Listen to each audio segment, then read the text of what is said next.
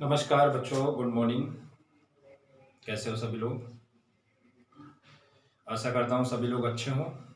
और अभी लॉकडाउन की प्रक्रिया चल रही है तो घर पे ही रहें और अपना स्टडी करते रहें। तो पिछले हमने क्लास में आपसे थोड़ा इंडियन हिस्ट्री के बारे में बताया था कि इतिहास जो है, जो हमारा वर्तमान है, वो हमारे अतीत से ही मिलके बना है। तो जब हम अपने अतीत के बारे में अच्छे से समझते हैं, चीज़ों का जो चेंजमेंट है, जो परिवर्तन है, उसको जब अच्छे से समझ पाते तभी हम वर्तमान में आ पाते हैं। इसके अलावा हमने आपसे एक डायग्राम भी डिस्कस किया था और उस डायग्राम में हमने हिस्ट्री के बारे में बताया था। तो उस डायग्राम में हमने तीन चीज़ों को बताया था कि इतिहास में तीन प्रकार से बांटा गया है। एक प्राग ऐतिहासिक काल, और जो दूसरा काल है वो आद ऐतिहासिक काल, और जो तीसरा काल है वो ऐतिहासिक काल। तो प्राग ऐतिहासिक काल को हमने, प्राग ऐतिहासिक काल वह काल होता है जहाँ पे कोई पुरातात्विक साक्ष्य मौजूद हो और इसके अलावा कोई लिखित साक्ष्य नहीं होता है, तो वो हमारा प्राग ऐतिहासिक काल होता है। इसके अलावा आद ऐतिहासिक काल ये होता है कि जहाँ पे हमारे पुरातात्विक साक्ष्य हों और इसके अलावा कोई लिखित साक्ष्य, कोई लिपि के रूप में कोई कोई ऐसी लिपि हो जिसको पढ़ा ना जा सके और ना ही समझा जा सके।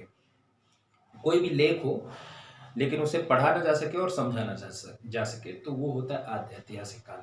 तीसरा जो पार्ट था वो ऐतिहासिक काल था। ऐतिहासिक काल में हमने आपको बताया था कि ऐतिहासिक काल उस काल को कहते हैं जहाँ पर पुरातात्विक साक्ष्य मौजूद हो, इसके अलावा साहित्यिक साक्ष्य भी मौजूद हो और उन साहित्यिक साक्ष्य को पढ़ा भी जा सके और समझा भी जा सके। देन आफ्टर तीसरा एक इसी में हमने बताया था कि यहाँ पे विदेशी विवरण भी मौजूद होते हैं, विदेशी विवरण भी पाए जाते हैं। अब हम बात करते हैं अपने प्राग ऐतिहासिक काल की। तो प्राग ऐतिहासिक काल में हमने देखा कि इसके तीन पार्ट होते हैं, एक पुरापाषाण काल, एक मध्यपाषाण काल और एक नवपाषाण काल। कई वैज्ञानिकों ने या पुरातत्वविदों ने तो दो ही अवस्था मानी है, एक पुरापाषाण काल और दूसरा नवपाषाण काल। जो इसके बीच की अवस्था है, तो उन वैज्ञानिकों ने माना है या उन पुरातत्वविदों ने माना है कि जो मध्यपाषाण काल की अवस्था है वो इन दोनों के बीच की एक संक्रमण अवस्था है। जो भी इन दोनों के बीच का एक विकास है, जो भी इनके बीच की जो गतिविधियां हैं, वो मध्यपाषाण काल में विकसित हुई हैं। यानी कि जो भी नवपाषाण काल में उभर के आई हैं चीज़ें, तो कहीं ना कहीं मध्यपाषाण काल में के अंत तक लास्ट में स्टार्ट हो गया है। तो पुरापाषाण काल में देखते हैं, पुरापाषाण काल में इसके भी तीन भाग हैं। एक आपका है निम्न पुरापाषाण काल, एक है मध्य पुरापाषाण काल और तीसरा है आपका उच्च पुरापाषाण काल। तो वैसे तो पुरापाषाण काल की जो तीनों अवस्थाएं हैं, जो पुरापाषाण काल की जो तीनों अवस्थाएं, उनके अलग अलग तिथियां बताएंगे, अलग अलग टाइम बताया गया है। तो निम्न पुरापाषाण काल जो माना गया है एनसीईआरटी के मुताबिक मैं बता रहा हूँ, तो उसमें 2 लाख बीसी से लेकर या 2 लाख ईसा पूर्व से लेकर 1 लाख ईसा पूर्व, और दूसरा जो माना गया है जो मध्य पुरापाषाण काल, वो 1 लाख ईसा पूर्व से लेकर 40,000 ईसा पूर्व तक इस काल को माना गया। और तीसरा जो काल आता है वो 40,000 ईसा पूर्व से लेकर 10,000 ईसा पूर्व तक, जो उच्च पुरापाषाण काल है। अब हम पुरापाषाण काल में देख लेते हैं, मानव की गतिविधियां देख लेते हैं, और यहीं से पुरापाषाण काल से ही जिसकी पहली अवस्था था हमने बताया निम्न पुरापाषाण काल, तो निम्न पुरापाषाण काल से ही मानव के विकास की पहली अवस्था प्रारंभ हुई है। मानव का विकास प्रारंभ हुआ है, मानव का जीवन प्रारंभ हुआ है, किस तरह से उसने जीवन जिया है, किस तरह का उसका सामाजिक जीवन था, किस तरह का उसका आर्थिक जीवन था, किस तरह का उसका सांस्कृतिक जीवन था। तो सबसे पहली अवस्था यही है कि उस समय का जो मानव हुआ करता था वो एक आखेटक और खाद्य संग्राहक हुआ करता था। आखेटक का मीन्स है यहाँ पे कि वो एक शिकारी हुआ करता था, और खाद्य संग्राहक अपने भोजन की तलाश में वो इधर उधर जंगलों में घूमा करता था, शिकार किया करता था। तो खाद्य उत्पादक नहीं था, यानी स्वयं वो कृषि वगैरह या जो भी खाद्य है, भोजन का उत्पादन स्वयं नहीं करता था, तो इसलिए वो खाद्य संग्राहक था। दूसरे पर डिपेंड था। तो उस समय जो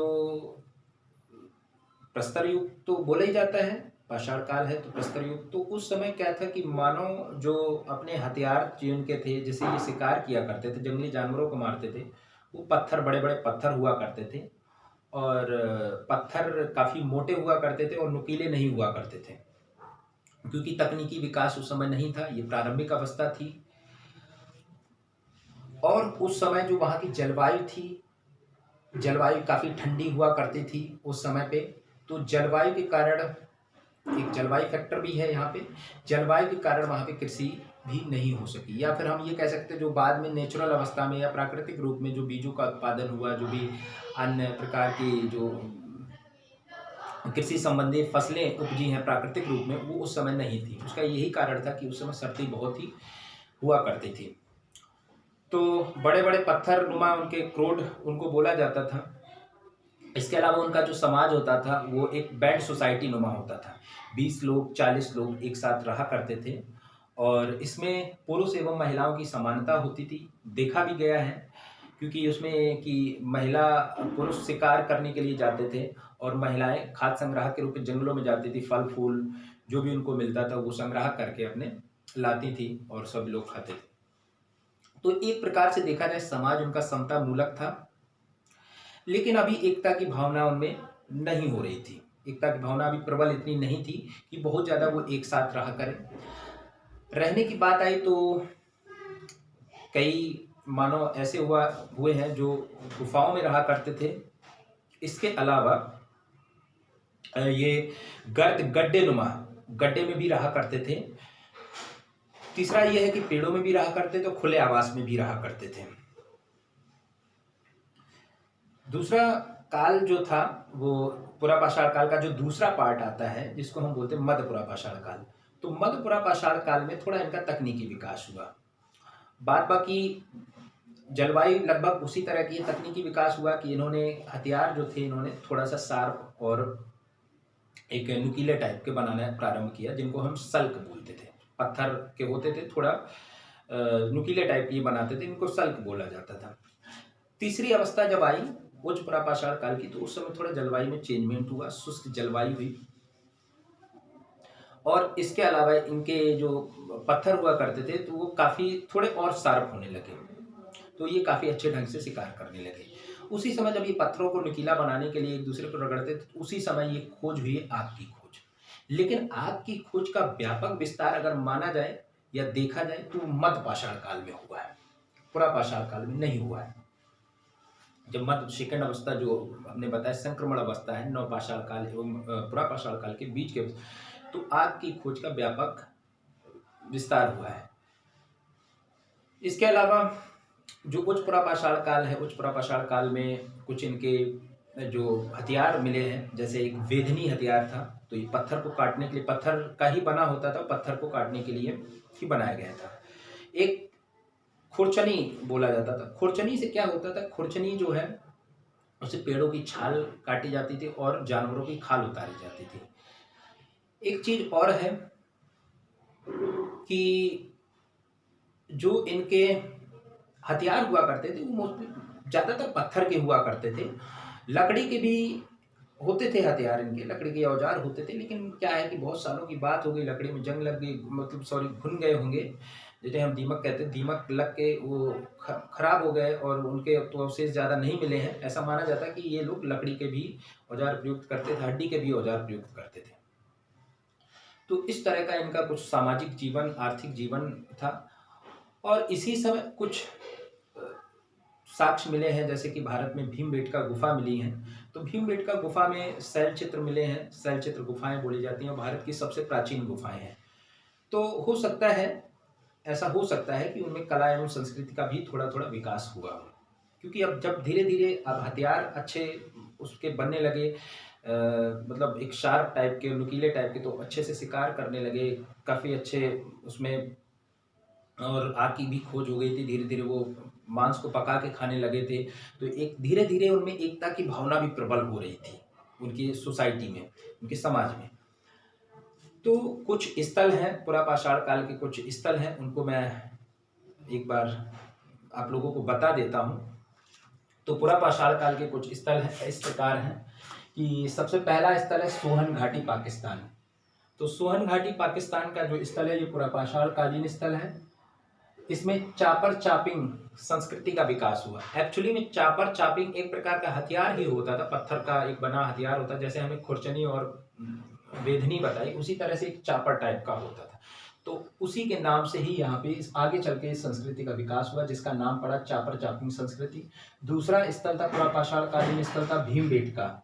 ये मध्य प्रदेश के रायसेन जिले में था और यहाँ पे चित्रित गुफाएं एवं शैल चित्र का विकास हुआ है। तीसरा स्थल था कालपी उत्तर प्रदेश में, यहाँ भी पाषाण काल के औजार पाए गए। चौथा स्थल था बेलन घाटी। बेलन घाटी जो है ये मिर्जापुर आज वर्तमान जो उत्तर प्रदेश का मिर्जापुर है। एक्चुअली में बेलन घाटी में तीनों कालों के साक्ष्य प्राप्त हुए हैं, पुरा पाषाण काल के भी, मध्य पाषाण काल के भी और नवपाषाण काल के।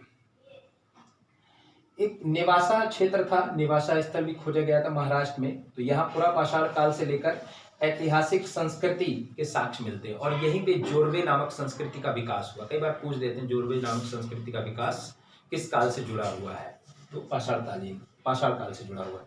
इसके अलावा नीचे दक्षिण भारत में आते हैं, पल्लवरम है तमिलनाडु में, यहाँ पे हस्त कुठार मिले हैं। और एक है अतिरिपक्कम तमिलनाडु में, यहाँ पत्थर की कुल्हाड़ी मिली है।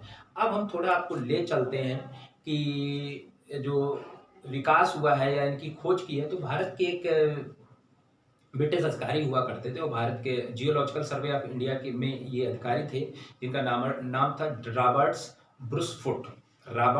ब्रुसफुट। इन्हीं ने सबसे पहले पलवरम में ये हस्त कुठार की खोज की थी। उसके बाद और भी खोजें होती गई आगे चलकर। तो इस तरह से ये हमारा पुरा पाषाण काल का विकास। और भी कई ऐसे स्थल हैं, लेकिन ये हमने आपको मुख्य स्थल बताए हैं। जो कभी पूछ सकते हैं कि भीमबेटका की गुफा किस राज्य में है, तो भीमबेटका की गुफा मध्य प्रदेश राज्य में है। ऐसे भी पूछ सकते हैं भीमबेटका का गुफा किस काल से संबंध है, तो पुरा पाषाण काल, पाषाणकालीन एक स्थल है ये। सोहन घाटी पूछ सकते हैं कहाँ पे है, तो सोहन घाटी जो है एक सोहन की घाटी वाला क्षेत्र जो होता है, वो एक नदी के किनारे वाला क्षेत्र होता है। तो इसका मतलब सोहन नदी का यहाँ प्रवाह है और उसी को लेकर यहाँ सोहन घाटी बोला जाता है। बेलन घाटी बेलन नदी, सुहाग घाटी सुहाग नदी। तो इस तरह से ये आप समझ सकते हो। अब आज के लिए हम इतना ही रखते हैं और नेक्स्ट पार्ट में हम मध्य पाषाण कालीन स्थलों के बारे में बात करेंगे और मध्य पाषाण काल में जो विकास हुआ है मानव का, उसके बारे में हम बात करेंगे। धन्यवाद।